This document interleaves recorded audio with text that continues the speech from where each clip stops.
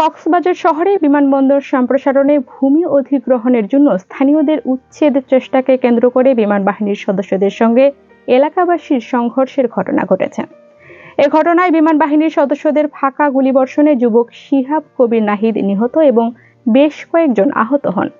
সোমবার দুপুরে পৌরসভার সমিতি পাড়ায় ঘটনাটি ঘটে। নিহত যুবক একই এলাকার নাসির উদ্দিনের ছেলে। পুলিশ সহ প্রশাসনের সংশ্লিষ্টরা ঘটনার ব্যাপারে বিস্তারিত তথ্য দিতে না পারলেও ঘটনার সত্যতা নিশ্চিত করেছেন। নিহত এবং 5 জন চিকিৎসাধীন থাকার তথ্যটি সংবাদ মাধ্যমকে নিশ্চিত করেন জেলা সদর হাসপাতালের পুলিশ বক্সের কর্মরত ইনচার্জ সাইফুল ইসলাম।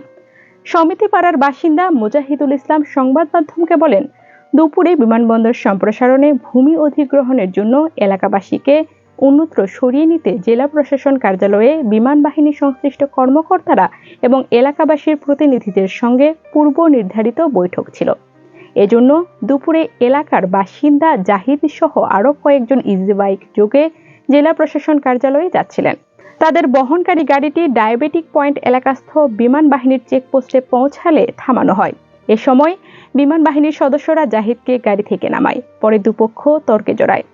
জাহিদকে টেনে হিঁচড়ে নিয়ে যাওয়ার চেষ্টা করার খবর পেয়ে এলাকাবাসী ঘটনাস্থলে জড়ো হয়। এ সময় এলাকাবাসী জাহিদকে নিয়ে যেতে বাধা দিলে সংঘর্ষের ঘটনা ঘটে।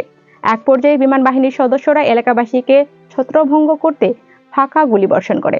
স্থানীয় কয়েকজনকে উদ্ধার করে জেলা সদর হাসপাতালে নিয়ে গেলে কর্তব্যরত চিকিৎসক একজনকে মৃত ঘোষণা করেন। জেলা প্রশাসক মোহাম্মদ সালাউদ্দিন সংবাদ মাধ্যমকে বলেন, ঘটনার সূত্রপাত কিভাবে তা উভয় পক্ষের সঙ্গে আলোচনা করে জানানো হবে। এদিকে আন্তঃবাহিনী জনসংযোগ পরিদপ্তর জানিয়েছে, কক্সবাজার বিমান ঘাঁটিতে অতর্কিত হামলা চালিয়েছে কিছু দুর্বৃত্ত। বিমান বাহিনী ঘাঁটি কক্সবাজার সংলগ্ন সমিতি পাড়ার কিছু দুর্বৃত্ত ওই হামলা চালায়। আইএসপিআর জানায়, হামলার ব্যাপারে বাংলাদেশ বিমান বাহিনী প্রয়োজনীয় ব্যবস্থা গ্রহণ করেছে।